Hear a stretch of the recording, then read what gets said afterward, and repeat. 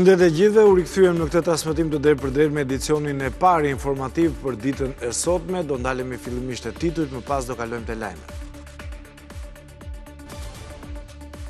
Shtetet Bashkuara të Amerikës kanë goditur Iranin, ka qenë vetë presidenti amerikan Donald Trump, i cili tha se në orët e para të së dielës Shëbat goditën 3 objekte kryesore bërthamore iraniane të dielën në mëngjes.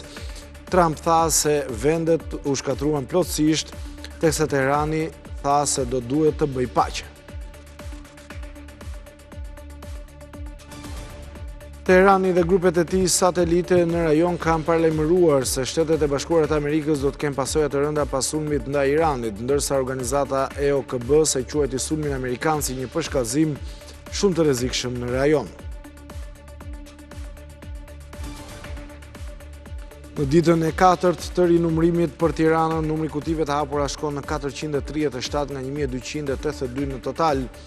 PD-ja që e kërkoi këtë proces po del blof me rezultatin pasi kryeson për nga numri i votave që nuk i takojnë, ose kundërshton kasin për votat e pavlefshme.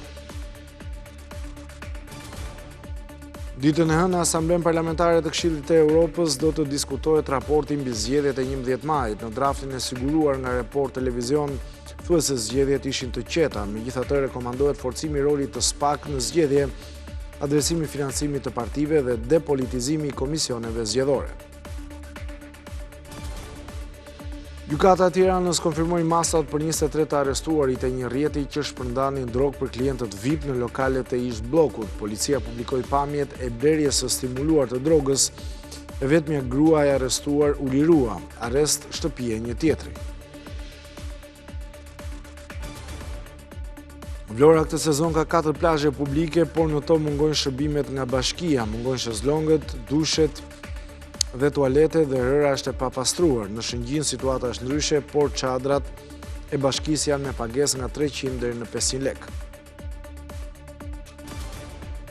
Koncerti Serenat mbi liçen përcolli emocione të shumta për publikun në Odeonin e qytetit të Pogradecit. Artistë të rinj dhe emra të njohur të muzikës interpretuan muzikë dhe këngë popullore.